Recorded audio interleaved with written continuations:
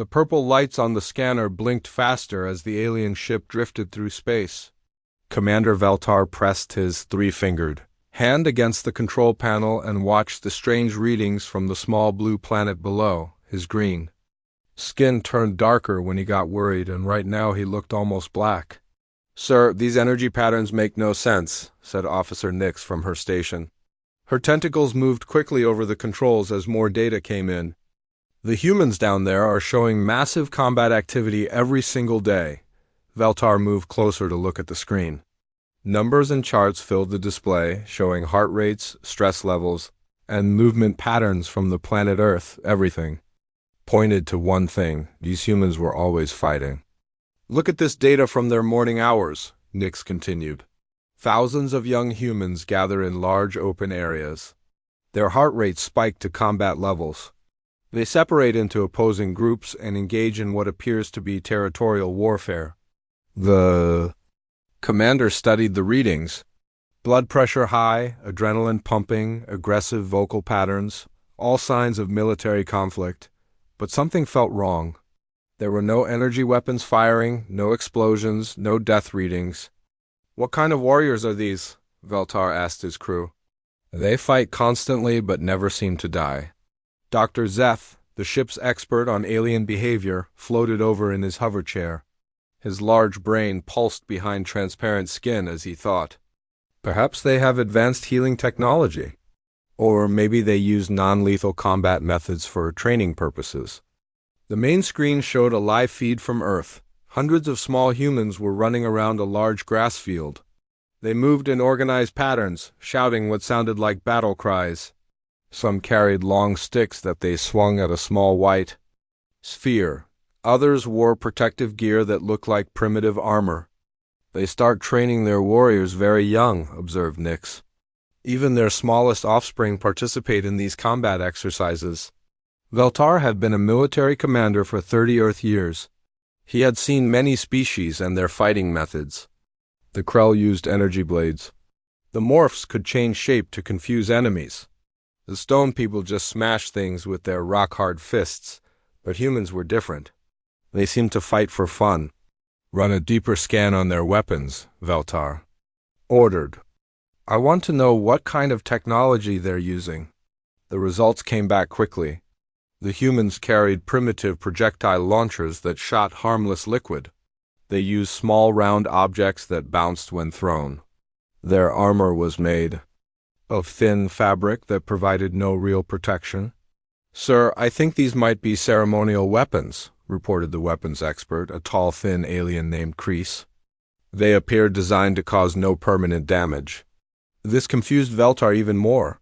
What kind of species developed weapons that couldn't hurt anyone? He had never encountered anything like it in all his travels across the galaxy. The observation continued through Earth's day cycle. The patterns remained consistent. Groups of humans would gather, separate into teams, engage in what looked like combat, then mysteriously stop and disperse peacefully. No bodies were removed, no medical ships arrived. The same individuals would return the next day to do it all again. "Commander, we're detecting similar activities in multiple locations across the planet," Nix reported. "Large gatherings where humans engage in coordinated physical conflict. But here's the strangest part. They seem to enjoy it." The alien crew watched as Earth's humans cheered and celebrated during their supposed battles. Faces showed joy instead of fear. Winners and losers alike appeared happy when the fighting ended. Dr. Zeth recorded everything in his research files. "This could be the discovery of the century. We may have found a species that has perfected the art of warfare to the point where it causes no actual harm." The idea fascinated and terrified the aliens at the same time. Their own species had spent thousands of years trying to eliminate violence from their cultures. War was seen as the ultimate failure of civilization. Yet these humans seemed to have found a way to be warriors without destruction. "Set course for closer observation," Veltar commanded. "I want to understand what we're dealing with before we report this to the Galactic Council." As their ship moved into Earth's outer atmosphere, the readings became even more confusing. The humans weren't just fighting during designated times. They had created elaborate structures specifically for combat. Large oval areas where thousands gathered to watch battles between opposing groups.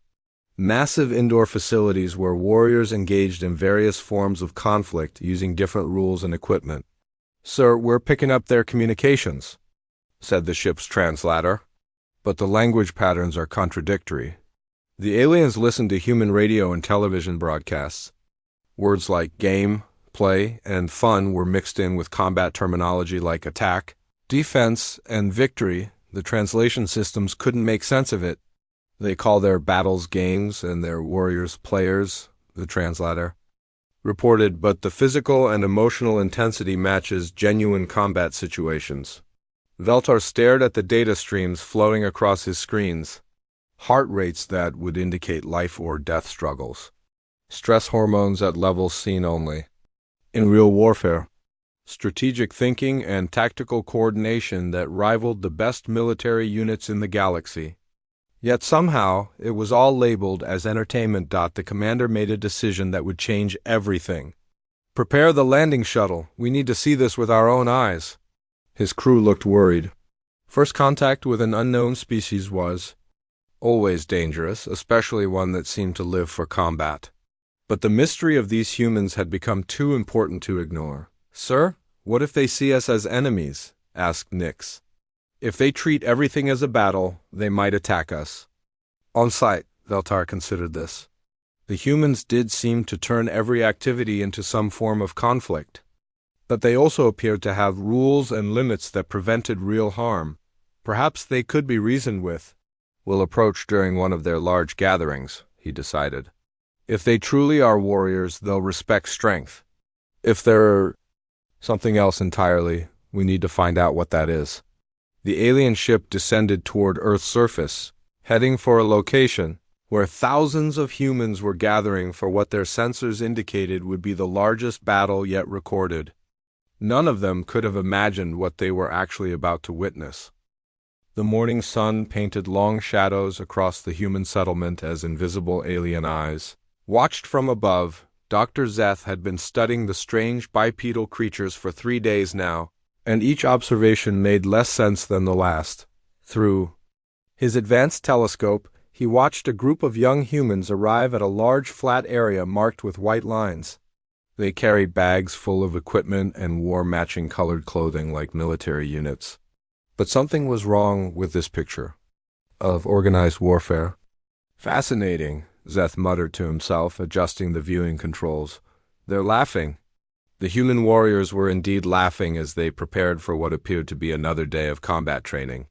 They stretched their muscles, threw objects back and forth to each other, and engaged in what looked like friendly conversation. No species in the galaxy behaved this way before battle. Officer Nix joined him at the observation station. Her tentacles curled with curiosity as she watched the humans below. "Look at their formation patterns," she said. "They're splitting into 2 equal groups, just like yesterday." The humans had divided themselves into teams wearing different colored uniforms. One group wore red shirts, the other wore blue. They took positions on opposite sides of the marked field, creating clear battle lines, military precision in every movement. "Energy readings are spiking," reported the ship's sensor operator. Heart rates increasing, adrenaline levels rising. Combat. Engagement imminent. But then something happened that defied all alien understanding of warfare. One human stepped forward and began throwing a small spherical object toward the opposing force. Instead of dodging or taking cover, a member of the enemy team actually tried to hit the projectile with a wooden stick. "By the 7 moons of Vega," whispered Nix. "Are they playing with their weapons?" The human who swung the stick made contact with the sphere, sending it flying through the air.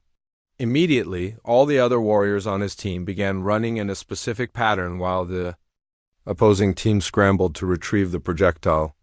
The entire scene looked like organized chaos. Dr. Zeth quickly activated the translation protocols to listen to human communications during this strange battle.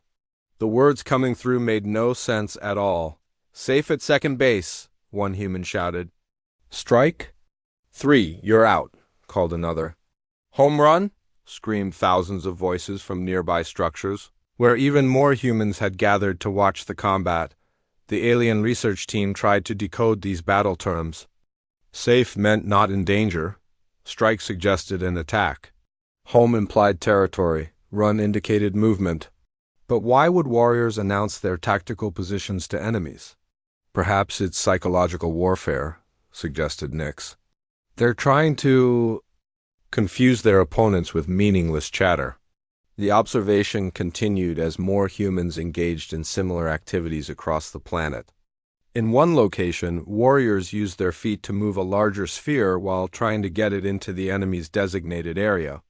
In another, two teams threw a round object back and forth over a high barrier, never allowing it to touch the ground. Each activity showed the same pattern. Intense physical effort, strategic thinking, emotional investment, and competitive drive that matched any military operation. But no one ever got hurt, and when the activities ended, both sides seemed happy regardless of who had won. Commander. Veltar needs to see this, Zeth decided. When the commander arrived at the observation deck, he found his science team in heated discussion about human behavior patterns. The main screen showed dozens of different human gatherings, all involving some form of organized competition. Report, Veltar commanded. Sir, we believe we're witnessing the most sophisticated military training program ever developed. Doctor. Zeth began. The humans have created hundreds of different combat scenarios, each designed to test specific warrior skills. The screen switched to show humans swimming in perfect formation, racing through water at incredible speeds. Others were running long distances while being timed by electronic devices. Some lifted heavy objects repeatedly while others performed complex acrobatic movements. They're conditioning their bodies for peak combat performance, Zeth continued. But here's what makes no sense. They do it voluntarily. No commanders forcing them, no punishment for failure. They seem to actually want to participate. Commander Veltar watched as elderly humans engaged in a slow-moving combat exercise that involved small white spheres and long sticks. They moved carefully across perfectly maintained grass surfaces, trying to get their projectiles into small holes in the ground. Even their oldest warriors continued training. What about casualties? Veltar asked. That's the strangest part, sir. We've recorded thousands of these training sessions. Injuries are rare and minor. Deaths are virtually non-existent. Yet the participants show stress levels identical to life-threatening situations. On screen, a human warrior had just failed to complete his assigned task. Instead of punishment or disgrace, his teammates gathered around him with what appeared to be encouragement and support. Some even embraced him physically, a behavior that suggested strong unit cohesion. Sir, look at this, Nix interrupted, pointing to another display, mass gathering in progress. Over 100,000 humans converging on a single location. The aliens watched in amazement as an enormous crowd filled a massive circular structure. Two teams of heavily armored warriors entered a large grass field in the center. The noise from the crowd was deafening, even through the ship's audio filters. This must be their primary military academy, Veltar concluded. Look at the organization. Look at the discipline of the crowd. They're here to witness advanced combat training. The armored warriors lined up facing each other. One team controlled a brown oval object while the other tried to stop them from advancing. The level of physical contact was intense. Warriors collided with tremendous force, pushing and grabbing and tackling each other to the ground. Now this looks like real combat, Veltar observed. Finally, something that makes sense. But once again the humans defied logic. When warriors were knocked down, they simply got back up and prepared for the next engagement. Referees in striped shirts made sure everyone followed specific rules. The crowd cheered for both sides, though more loudly for one team than the other. Sir, energy readings are off the charts, reported the sensor operator. The emotional investment from the crowd is matching what we'd expect from a planetary invasion. Yet, when one team finally achieved victory, there was no conquest, no subjugation of the losers, no territorial acquisition. Both teams met in the center of the field and performed what appeared to be friendship rituals. The crowd slowly dispersed, many wearing symbols supporting both teams. Dr. Zeth compiled his observations into a preliminary report. Commander, I believe we're looking at the most advanced warrior culture in the galaxy. They've somehow created a system where constant combat training actually builds social bonds instead of destroying them. How is that possible? Veltar asked. I don't know, sir. But if we could understand their methods, it might revolutionize military science throughout the galaxy. Imagine training programs that made soldiers stronger while reducing actual violence. The commander considered this possibility. Every species in the Galactic Council struggled with the balance between necessary defense capabilities and the dangers of militaristic culture. These humans seemed to have found a solution that no one had ever imagined. Continue observations, he ordered. I want to understand exactly how they've achieved this before we make contact. As the alien ship maintained its silent watch, the humans below continued their mysterious daily rituals of competitive cooperation, unaware that they were being studied by beings who found their behavior both fascinating and impossible to comprehend. The decision had been made, and there was no turning back. Commander Veltar stood in the shuttle bay, checking his translation device one final time before making first contact with the mysterious human species. His green skin had turned pale. With nervousness, something his crew pretended not to notice. Remember, these beings appear to be constantly preparing for war, he told his landing team. Stay alert, but don't make any aggressive moves. We still don't understand their combat protocols. Dr. Zeth adjusted his hover chair to its lowest setting so he wouldn't appear threatening. Officer Nix coiled her tentacles close to her body. In a peaceful gesture, the small shuttle descended toward the largest human gathering they had detected, a massive oval structure where over 90,000 humans had assembled. Sir, the energy readings from down there are incredible, reported the pilot. Whatever kind of battle they're preparing for, it's going to be enormous. Through the shuttle windows, they could see the human structure growing larger. It was an impressive piece of engineering designed specifically for whatever military exercises took place inside. Thousands of humans streamed through multiple entrances, many wearing the colors of what appeared to be opposing armies. The shuttle landed in an empty area near the structure. Almost immediately, humans in bright yellow clothing approached their ship. These appeared to be guards or military police, based on their official-looking uniforms and the way other humans stepped aside for them. Here we go, Veltar said, activating the exit ramp. The first human to approach was a middle-aged female with short gray hair and a serious expression. She spoke into a small device, then looked directly at the aliens with curiosity rather than fear. This was not the reaction they had expected from a warrior species. Welcome to Earth, she said through the translation system. I'm Security Chief Davis. We've been tracking your ship for the past few days.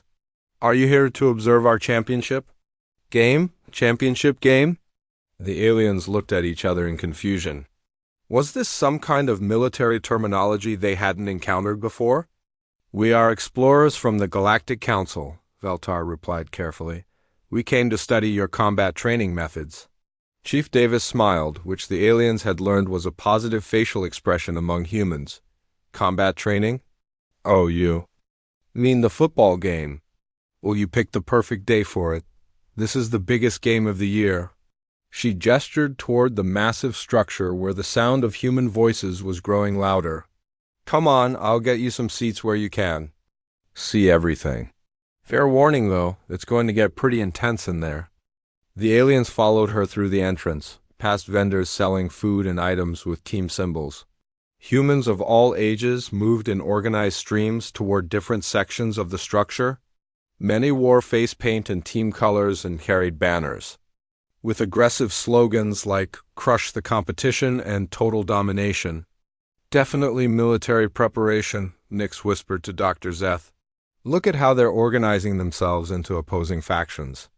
Inside the structure, the aliens found themselves in the most overwhelming sensory experience of their lives. 90. 1,000 humans were making noise at volumes that registered as physically dangerous on their equipment. The emotional energy was so intense it made their translation devices spark and flicker. By the ancient crystals of Zephyr, Dr. Zeth breathed. The psychological preparation for battle is beyond anything in our databases. Chief Davis led them to seats with a perfect view of the large grass field in the center. Two teams of heavily armored warriors were warming up on opposite sides, going through movement drills that looked like advanced combat choreography. "Those are the teams," Davis explained. "The home team in blue, visitors in red. They've been preparing for this battle all season long." Battle season, the terms fit perfectly with military campaign planning. "How many casualties do you expect?" Veltar asked, trying to sound casual. Davis looked at him strangely. "Casualties? Oh, you mean injuries. Hopefully none, but there might be a few minor ones. That's why we have medical staff standing by?" The aliens watched as medical personnel positioned themselves around the field. At least the humans took safety precautions during their combat exercises. A human in striped clothing walked to the center of the field carrying a small coin. Representatives from each team met him there for what appeared to be a pre-battle ritual. The crowd noise reached deafening levels as the ceremony concluded. "Here we go," Davis said excitedly. "Time for kickoff." What happened next challenged everything the aliens thought they knew about warfare. One team arranged themselves in formation at one end of the field. A single warrior kicked the brown oval object high into the air toward the opposing force. Instead of taking cover, one enemy warrior caught the projectile and began running directly toward the first team while his allies formed protective barriers around him. The collision that followed was spectacular. Armored warriors crashed into each other with tremendous force, creating impacts that registered on the aliens' sensitive equipment. But instead of continuing the battle until one side was destroyed, the action stopped after a few seconds. The warriors separated, lined up again, and prepared for another controlled engagement. "Fascinating," Dr. Zeth observed. "They're conducting repeated tactical exercises with brief rest periods between each scenario." The pattern continued for what humans called plays. Each engagement was brief but intense, followed by regrouping and planning for the next encounter. The crowd reacted to every development with emotional intensity that matched planetary invasions, but something was wrong with this picture of military exercise. Commander Veltar noticed that the warriors on both teams were following complex rules enforced by the striped officials. When violations occurred, penalties were assessed rather than punishments administered. When warriors were tackled to the ground, they simply got up and prepared for the next play. "Chief Davis," Veltar said during a pause in the action, "how long do these training battles typically last?" "About 3 hours," she replied. 4 quarters of 15 minutes each, plus halftime for the entertainment show. Entertainment show? During a military exercise. The aliens were more confused than ever. At halftime, the field filled with hundreds of humans performing synchronized movements to music. Colorful displays, acrobatic demonstrations, and what appeared to be celebratory rituals took place while both warrior teams rested in separate areas. "This is unprecedented," Nix observed. "They're treating warfare as a form of artistic expression." The second half of the game proved even more intense than the first. The score was close, meaning both armies were evenly matched in their combat. Effectiveness. Every play became crucial, every decision potentially decisive. The crowd's emotional investment reached levels that would have indicated civil war on most planets. With seconds remaining, one team achieved what appeared to be total victory. The crowd erupted in celebration while the losing warriors displayed what looked like disappointment but not despair. No one was executed, imprisoned, or exiled. The winners celebrated briefly. Then both teams met in the center of the field. What happened next broke every alien understanding of military culture. The opposing warriors embraced each other, shook hands, and exchanged what appeared to be words of mutual respect.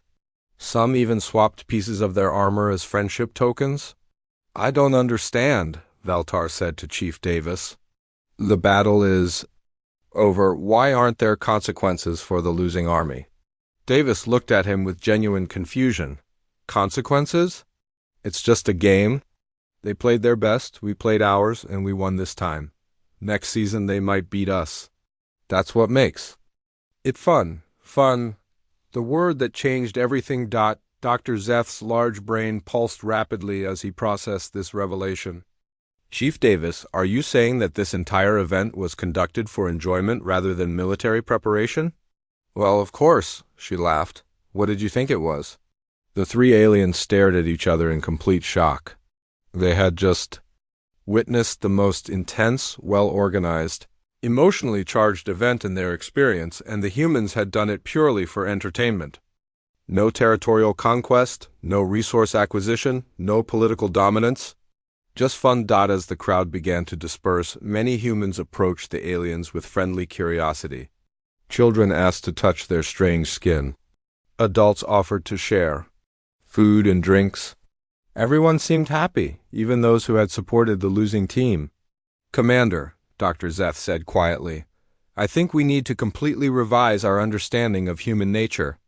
Veltar nodded slowly, watching as humans from both sides mixed freely, their team loyalties forgotten now that the game was over. Prepare a full report for the Council.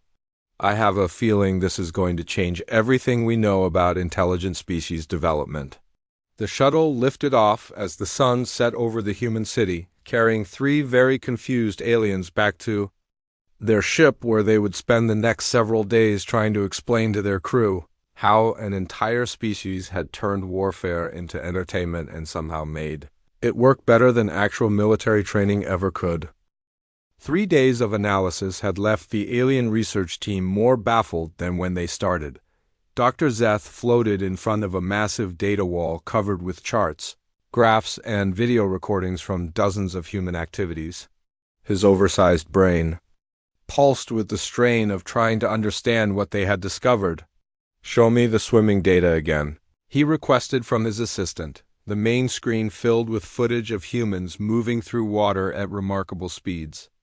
They wore minimal clothing and used only their natural body mechanics to propel themselves from one end of a rectangular pool to the other. Sensors showed heart rates in the extreme range, oxygen consumption at maximum levels, and muscle stress. That would indicate life or death situations. Same pattern as everything else, reported Officer Nix. Peak physical performance, maximum effort, competitive intensity that matches our most elite military units. But look what happens when it's over. The video continued to show the swimmers climbing out of the pool, embracing their competitors, and celebrating together regardless of who had finished first. Winners congratulated losers, losers praised winners. Everyone seemed genuinely happy to have participated. It makes no sense from any military perspective, we understand, Dr. Zeth muttered. Why would warriors congratulate enemies who defeated them? Commander Veltar entered the research bay carrying a cup of the bitter drink his species used to stay alert during long missions. He had been reviewing first contact protocols for 3 days, trying to decide how to report their findings to the Galactic Council. Any progress on understanding their motivations? He asked. Sir, we've documented over 200 different types of these competitive activities, Nix replied. Some involve teams, others are individual. Some require specific equipment, others use only the human body. Some are played by children, others by adults. But they all share the same characteristics. She activated a new display showing statistical analysis. Maximum physical effort, strategic thinking, emotional investment, and social bonding through controlled conflict. It's like they've created artificial warfare that produces all the benefits of military training with none of the destructive consequences. Dr. Zeth pulled up video footage of human children engaged in what their sensors had initially classified as combat training. Small humans chased each other around marked areas, trying to touch one another while avoiding being touched themselves. The activity, called tag, showed remarkable tactical awareness and physical conditioning despite its apparent simplicity.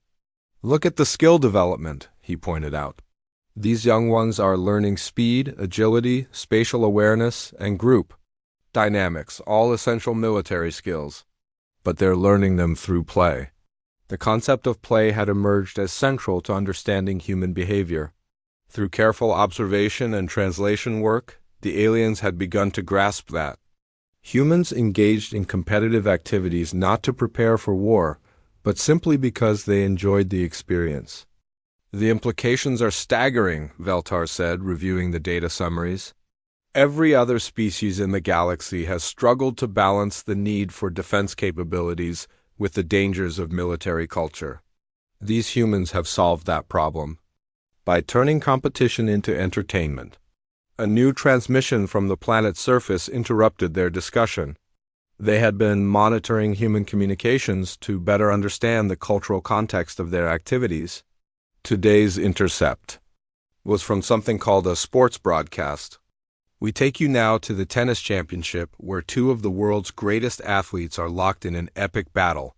The human announcer said with dramatic intensity. The aliens watched as two individual humans stood on opposite sides of a net. Using stringed implements to strike a small sphere back and forth, the physical demands were enormous. Both participants showed signs of extreme exertion, strategic thinking, and competitive drive that would impress any military commander. Epic battle, Nix repeated. They use military terminology to describe individual competition between two people hitting a ball back and forth. And look at the crowd, Dr. Zeth added. Thousands of humans watching with the same emotional investment we saw at the mass gathering. They're genuinely excited about this contest between strangers. The tennis match continued for over 3 hours. Both humans pushed themselves to their physical limits, displaying the kind of endurance and mental toughness that elite warriors trained their entire lives to achieve. When one finally defeated the other, the victor showed respect for his opponent rather than dominance over a conquered enemy. We need to interview actual humans, Veltar decided. Our observations are incomplete without understanding their internal motivations. The next day, they arranged to meet with Chief Davis again. She had proven helpful during their first contact and seemed genuinely interested in explaining human culture to curious aliens.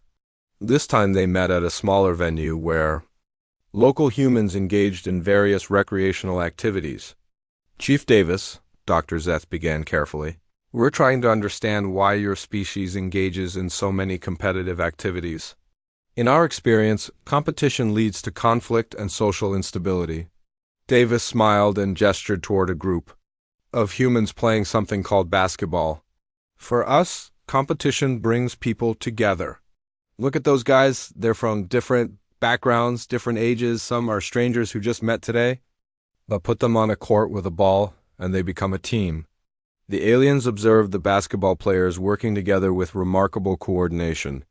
They passed the sphere between team members, coordinated complex movement patterns, and supported each other's efforts to score points against the opposing team. When someone made a mistake, teammates offered encouragement rather than criticism. But why do you need to compete at all? Nix asked. Why not simply cooperate without opposition? That's harder to explain, Davis admitted. Competition brings out our best efforts. When we have to work against resistance, we discover capabilities we didn't know we had. Plus, it's just fun to test yourself against others. She pointed to a different area where older humans were engaged in a slower-paced activity called golf. See those folks? They're not competing against each other so much as against the course itself, trying to get a small ball into distant holes, using the fewest possible strokes. It's frustrating and challenging and completely pointless from a practical standpoint. But they love it because it pushes them to improve. Dr. Zeth recorded everything, still struggling to comprehend the human mindset. So you create artificial challenges for the purpose of overcoming them? Exactly, Davis confirmed. We make up problems so we can solve them. We create obstacles so we can figure out how to get around them. We invent competitions so we can discover what we're capable of achieving. Commander Veltar listened to this explanation with growing amazement. The humans had essentially weaponized self-improvement. They had taken the competitive drives that led to warfare in other species and redirected them toward personal and social development. But what about actual conflict? He asked. Surely your species experiences real disagreements and territorial disputes. Davis nodded. Of course we do. But we've learned that working out our aggressive impulses through games and sports makes us less likely to resort to violence when real problems arise. It's like we get our fighting out of our systems in controlled ways. This revelation hit the aliens like a lightning strike. Humans had discovered that artificial competition could reduce real conflict. By engaging in mock battles, they satisfied their warrior instincts without actual destruction. Show us more, Veltar requested over the following hours. Chief Davis introduced them to human recreational activities, ranging from chess, strategic warfare using small carved pieces, to dancing, competitive artistic expression, involving music and movement. Each activity demonstrated the same principle, humans creating challenges for themselves and each other for the sheer joy of meeting those challenges. The key is that everyone chooses to participate, Davis explained. No one forces us to play games or compete in sports. We do it because we want to test ourselves, improve our skills, and share experiences with others. As the sun set over the human city, the three aliens returned to their ship with minds full of revolutionary concepts. They had discovered a species that had turned their natural aggressive tendencies into the foundation of their recreational culture. Commander, Dr. Zeth said as they prepared their report, what we've learned here could transform galactic civilization. If other species could learn to channel competition the way humans do, we might see the end of interplanetary warfare. Veltar nodded slowly. That's exactly what I'm afraid the Council will think. The question is whether they'll see this as an opportunity or a threat. The implications were clear to all of them. A species that could turn warfare into entertainment might be the most dangerous discovery in galactic history, not because they were aggressive, but because they had found a way to be competitive without being destructive. That kind of innovation could upset the balance of power throughout known space. Their report to the Galactic Council would need to be very carefully written indeed. The Great Chamber of the Galactic Council had never been so quiet. Representatives from 47 different species sat in stunned silence as commander. Veltar finished presenting his report on human civilization. The holographic displays showed footage of human recreational activities alongside detailed analysis of their social and psychological effects. You're telling us, said Counselor Drex of the warrior caste Bruthan, that these humans have eliminated warfare by turning it into entertainment? That's correct, sir, Veltar replied, his green skin showing the pale tint that indicated nervousness. They've created hundreds of different competitive activities that satisfy their aggressive impulses while building social cohesion rather than destroying it. The chamber erupted in simultaneous translation as dozens of species attempted to process this information. The crystalline velinary chimed in harmonic confusion. The gaseous Nethri swirled in agitated patterns. Even the ancient keepers, who had observed galactic civilization for millennia, seemed visibly disturbed by these revelations. High Counselor Zareth, whose species had been trying to eliminate violence from their culture for over 3,000 years, leaned forward in her floating chair. Commander, are you certain these humans aren't simply using these games as training for actual warfare? Dr. Zeth activated another holographic display showing human behavior patterns. Absolutely certain, Your Honor. We've observed their activities for weeks now. The competitive intensity is genuine, but it serves no military purpose. They engage in mock combat for the pleasure of the experience itself. Impossible, declared General Corks of the Military Advisory Board. No species develops combat capabilities without the intention to use them. There must be some hidden agenda.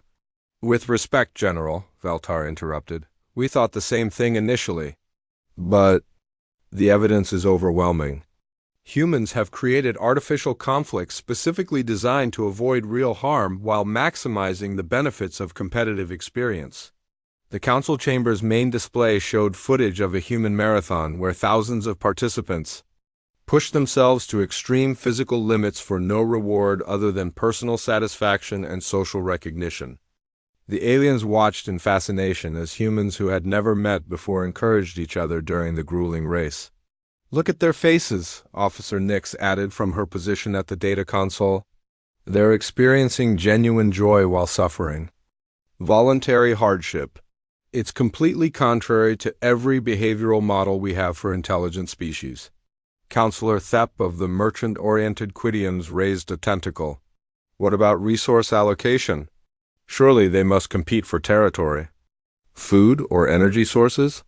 "They do compete for resources," Dr. Zeth confirmed.